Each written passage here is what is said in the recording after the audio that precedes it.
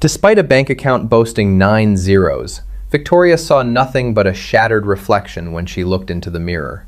Blood in the boardroom inevitably attracts circling sharks, yet when she finally collapsed in her private garden, she wasn't discovered by a corporate predator. She was found by a landscaper with rough, calloused hands. The boardroom of Harrington Global was 32 stories above the sprawling concrete arteries of Chicago, a sterile expanse of glass, steel, and suffocating tension. At the head of the long mahogany table sat Victoria Harrington. She was 34, worth an estimated $4.2 billion, and currently fighting a war on 2 fronts, a hostile takeover orchestrated by a phantom hedge fund, and a radiating, agonizing pain in her lower spine. Victoria maintained a posture so rigid it looked carved from marble. She wore a tailored charcoal suit that concealed the brutal, jagged scar running from her left hip down to her thigh, a permanent souvenir from the night her life fractured into 1,000 unrecognizable pieces. "The quarterly projections are unacceptable, Bennett," Victoria said, her voice a low, modulated hum that immediately silenced the murmuring executives. She didn't raise her voice. She didn't have to. "If logistics cannot streamline the European supply chain by Q3, I will find a director who can. Are we understood?" Bennett, a man 20 years her senior, swallowed hard and nodded.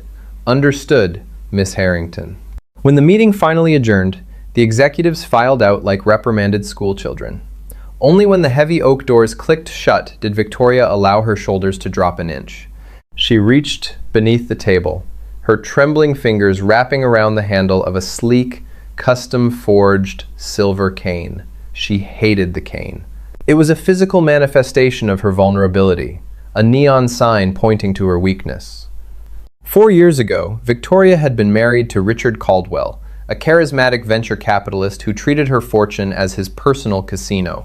When Victoria discovered he was embezzling millions from her company's charitable foundation, she filed for divorce. That same night, the brakes on her Aston Martin inexplicably failed on a winding coastal highway. The car plummeted 60 feet down a rocky ravine.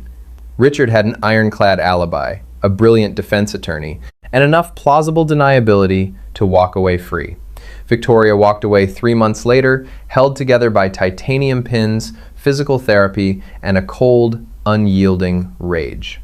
She survived, but the woman she used to be died in that ravine. Now she was an island, untouchable, unreachable. Her chauffeur drove her back to her sprawling estate in Lake Forest, a magnificent, isolating 40-acre property surrounded by towering wrought iron gates. The house was a masterpiece of modern architecture, filled with priceless art and echoing silence. As Victoria stepped out of the Maybach, leaning heavily on her cane, she noticed a battered blue Ford F-150 parked near the East Wing's sprawling conservatory. The estate manager had mentioned hiring a new master botanist and restoration contractor to salvage the century-old glasshouse, which had fallen into severe disrepair. Victoria walked slowly toward the glass structure, the late afternoon sun casting long golden shadows across the manicured lawns.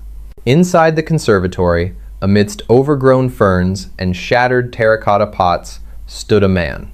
He was entirely out of place in her world of tailored suits and polished veneers. He wore faded denim jeans dusted with topsoil and a simple gray t-shirt that clung to broad, muscular shoulders. He was wrestling a massive, rusted iron crossbeam into place, his forearms corded with strain, dark hair, slightly damp with sweat, curled at the nape of his neck. Victoria cleared her throat. The man lowered the beam with startling control, wiped his brow with the back of a dirt-smudged hand, and turned. His eyes were the color of aged whiskey, warm, perceptive, and entirely unafraid. "You must be the contractor," Victoria said, her tone deliberately clipped. "I was told the foundational work would be completed by Friday. It is currently Thursday evening, and I see a distinct lack of structural integrity." The man didn't flinch at her icy reprimand. Instead, he grabbed a rag from his back pocket, slowly wiping the dirt from his palms. He walked toward her, closing the distance, and Victoria instinctively tightened her grip on her cane. "Arthur Pendleton," he said, extending a hand. When she didn't take it, he smoothly dropped his hand, unbothered. "The foundational work is delayed, miss."